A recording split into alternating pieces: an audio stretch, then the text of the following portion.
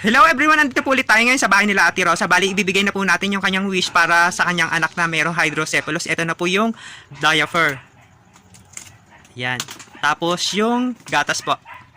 Tapos nag-add na rin po tayo ng vitamins para magana siyang kumain. At nagdagdag na rin po kami ng 25 kilos na bigas para in case po na kailangan nyo po ng pagkain ngayong merong sakuna or paparating na bagyo, hindi na kailangan ni Kuya na lumabas para maghanap buhay. Nagpapasalamat po kami kay Ma'am Elsie na nagbibigay ng cash donation para sa mga Pilipinong nangangailangan na tulad niyo po. Inuulit ko po, nagpapasalamat po kami kay Ma'am Elsie kasi hindi siya nagsasawang tumulong sa mga kapwa nating Pilipino na nangangailangan. Ate, ano po pwede niyo sabihin kasi isa po kayo sa napili ni Ma'am Elsie na bigyan ng tulong. Ako po yung nagpapasalamat sa tulong na ibinigay niya po sa aking anak.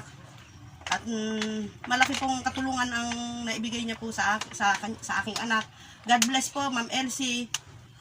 Maraming salamat po. Ayan. Si Ma'am Elsie tsaka si Sir Teddy po ang madalas pong nagbibigay ng tulong sa mga kapwa natin dito sa Pilipinas na nangangailangan. Pinipili po kasi nila yung deserving na bata at adult na kailangan or naghihikos sa buhay para bigyan ng chance para madugtungan or babigyan pa sila ng pagkakataon. Yun lang po at maraming salamat.